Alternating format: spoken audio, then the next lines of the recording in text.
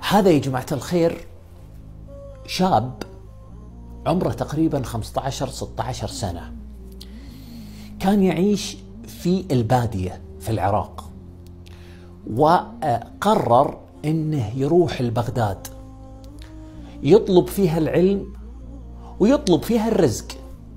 العمل متوفر في بغداد اكثر من البادية، الفقر ومثل ما يقولون اخواننا السوريين التعتير. فراح لبغداد. لما وصل لبغداد اول شيء يدوره سكن، فبحث له عن سكن ولقى له غرفة للإيجار، غرفة متواضعة يعني، استأجرها. طبعا الأجرة بالشهر.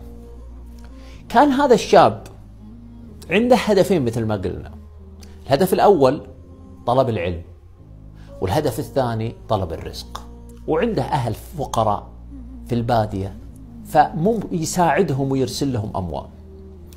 بحث عن عمل ولقى له عامل يشتغل من بعد صلاة الفجر إلى صلاة الظهر بالأجرة، ويقسم الأجرة هذه 3 أقسام. قسم يعطي الإيجار، وقسم لمعيشته هو، معيشة حافة يعني معيشة في غاية الفقر، وقسم قليل يرسله لأهله. فكان على هالحال فترة وهو على هذا الحال. كان يسوي حركة جميلة، كان يشتغل من بعد صلاة الفجر إلى الظهر، ومن بعد الظهر يبدأ في طلب العلم في بغداد والتردد على العلماء والفقهاء. تأخر 3 شهور ما قدر يدفع الإيجار.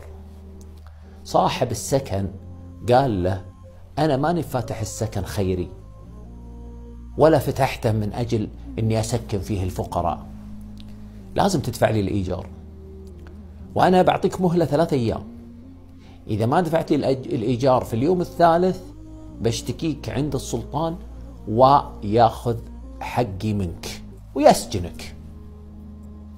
هذا الشاب راح يبحث عن عمل، ما بقى مكان ما راح له، راح لديوان الخراج، راح لديوان الشرطة، ما بقى مكان ما دور فيه عمل ما لقى.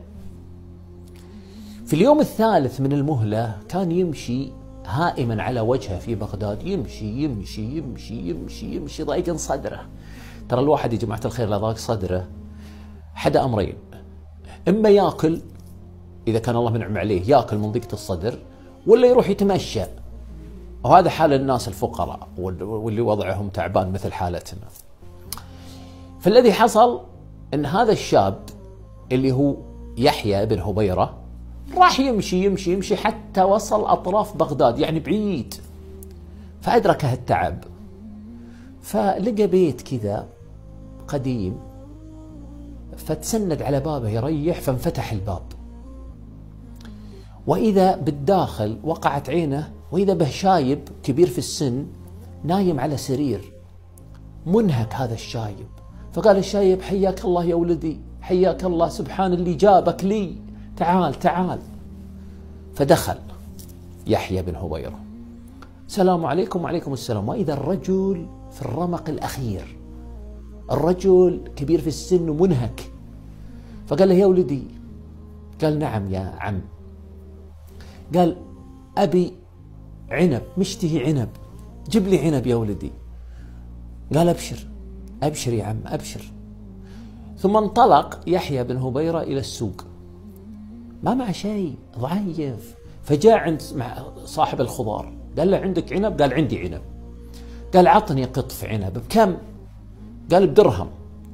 قال: خذ ثوبي هذا، وخلع ثوبه وبقى بالملابس الداخلية، خلع ثوبه وقال: خذ ثوبي هذا، خلع عندك وديعة حتى أجيب لك الدرهم. فرضي صاحب الخضار، أخذ العنب واتجه للرجل الشايب في البيت. دخل عليه وإذا الشايب على حاله على السرير، مريض تعبان. أعطاه العنب، يقول: أعطيته العنب وأنا مشتهيه، أعطيته العنب وأنا محتاجه، أنا وضعي تعبان. يقول: فأكل العنب ما أبقى حبة، ثم قال لي: يا بني. قلت: لبيك آمر. قال: شفت الزاوية هذه؟ روح احفر فيها.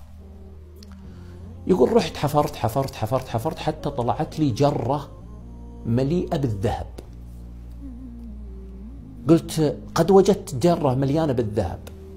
قال هي لك، هي لك يا بني، ولها قصة، تعال خلي أقص لك القصة. يقول قلت تفضل يا عم.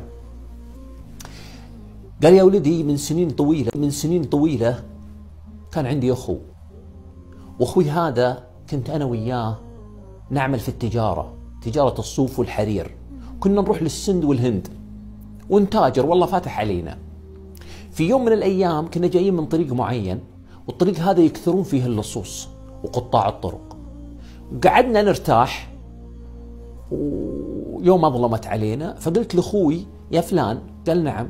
قال يا أخي المنطقة دي خطيرة، عطني فلوسك وحطها مع فلوسي واروح أخبيها. وفعلا يقول أخوي عطاني فلوسه ومع فلوسي ورحت دفنتها. يقول ثم رجعت ما كدنا ننام حتى هجم علينا اللصوص قطاع الطرق، فقتلوا من قتلوا وسرقوا ما سرقوا. يقول ولا حسيت بنفسي إلا وأنا تقرصني الشمس في اليوم الثاني، فكنت من الأحياء. الله سبحانه وتعالى أعطاني الحياة. تلفت أدور أخوي من ضمن الميتين، ما لقيت أخوي. طلعت الفلوس حقتنا ورحت فيها وجيت لبغداد هنا واستقريت وبنيت لي بيت وعشت هنا. ما أدري عن أخوي هو حي ولا ميت، لكن اعتبر المال لك يا ولدي. يقول ثم لفظ أنفاسه الأخيرة هذا الرجل الشايب. يقول أنا قمت ورحت دورت لي ناس وناديتهم حتى نغسله ونكفنه ونصلي عليه ندفنه. وفعلا خلصت من المراسم كلها هذه، ثم رجعت لبيته وأخذت الجرة اللي وهبني إياها. يقول طلعت ومشيت ومعي الجرة. طبعا يريح شوي ويشيلها ويقوم وكذا. يقول حتى وصلت إلى دجلة. يقول وأنا أمشي على دجلة، يقول في سفن تنقلك إلى الضفة الأخرى. تعرفون النهر ما تقدر تقطع سباحة، ففي بعض السفن تنقلك للجهة الأخرى. قال فجيت عند سفينة أو قارب، وإذا فيه رجل كبير في السن ضعيف حال مسكين. يقول رحمته، قلت خل أركب معه علشان أساعده. يقول ركبت معه ورحت معه، وأنا كلمة في الطريق قعدت أسولف أنا وياه. قلت له يا أخي أنت شكلك تعبان وشكلك فقير وحالتك حالة وكذا. قال والله يا ولدي ما كنت في يوم من الأيام فقير، أنا كنت غني وكنت أتاجر بالحرير والصوف. وفي سنة من السنوات كنت مع أخوي وراجعين ومعنا خير ومعنا فلوس، لكن أخوي اتفق مع لصوص هجموا علينا وأخذوا أموالنا وسرقوها. ثم أصبحت على نجاني الله منهم، ثم أصبحت أنا على هذا الحال. ثم بدأ يدعو على أخوه. يقول يحيى بن هبيرة، يقول فاسودت الدنيا في عيني. قبل شوي أنا أغنى واحد في بغداد، والآن أنا أفقر واحد في بغداد. يقول جاءني الشيطان قال لي عطه نص وخذ نص انت، خذ كمية من المبلغ وعطه. فتعوذت من الشيطان وقلت للرجل يا أخي لقد كان وضعي مع رجل كبير في السن. يقول بديت أقص له القصة اللي حصلت لي مع الرجل كبير السن، وإنه حدثني عن قصته هو وأخوه، والظاهر أنك أنت أخوه لأن نفس كلامك يتطابق مع كلامه. يقول ثم عرضت عليه وصف الرجل فعرفه، فقلت أخوك جمع هذا المال حقك ورباه وزاده وكثره لك مع أنك غير موجود وأنت كنت تدعي عليه. قال فبكى الرجل. قال ثم قدمت له الجرة فأخذها ثم استغفر وبدأ يدعو لأخوه. يقول ثم عرض علي قال لي أبغى أعطيك من المال هذا. يقول قلت له لا ما لي حاجة بمالك، لكن أبيك تسامحني، تراني أخذت درهم وأعطيته صاحب العنب. يقول فسامحني. يقول فنزلت من المركب وأنا على حالي الأول. يقول وأنا أمشي وإذا بالعسكر ينادون باسمي، فقلت بس الحين يأخذوني للسجن. خلاص الرجال صاحب السكن اشتكى علي. يقول فجاءوني قالوا لي أنت وين؟ فيه رجل في ديوان الخراج مات رحمه الله، وتم تعيينك مكانه لأنه يقرأ ويكتب، وتم تعيينك مكانه. ففرح يحيى بن هبيرة فرحا شديدا، وعلم أن بعد العسر فرج وتوفيق. عطوه راتب شهر مقدم، راح سدد وضبط أموره، ثم استمر في هذا العمل حتى عينه المستوثق بالله العباسي وزيرا. هذا الوزير يا جماعة الخير هو يحيى ابن هبيرة الشيباني رحمه الله، الإمام العلامة صاحب التصانيف، الوزير الصالح كما سماه الإمام الذهبي في سير أعلام النبلاء. كان مهتم بالعلم والتأليف، كان سليم العقيدة على منهج السلف الصالح، وكان كثير الكلام الجميل، كان مجلسه مجلس علماء مع وزارته العادلة رحمه الله.